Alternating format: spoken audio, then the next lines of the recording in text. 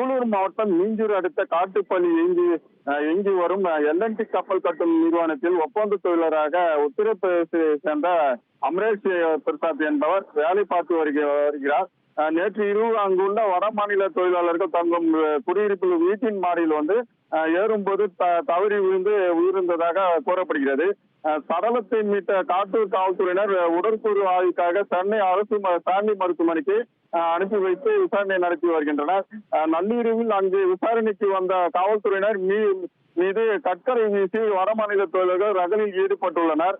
இந்த நிலையில் வடமாநில தொழிலாளி உயிரிழந்தது குறித்து விசாரணை நடத்த வேண்டும் எனவும் அவருக்கு இழப்பீடு வழங்க வேண்டும் என கூறி 1000க்கும் மேற்பட்ட வடமாநில தொழிலாளர்கள் போராட்டத்தில் ஈடுபட்டு வருகின்றனர். இதனால் பதட்டமான சூழல் ஏற்பட்டுள்ளதால் பாதுகாப்பு பணிக்காக 100க்கும் மேற்பட்ட காவல்துறையினர் குவிக்கப்பட்டுள்ளனர்.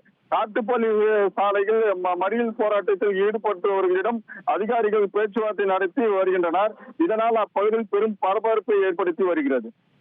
விவரங்களுக்கு நன்றி பாஸ்கர்.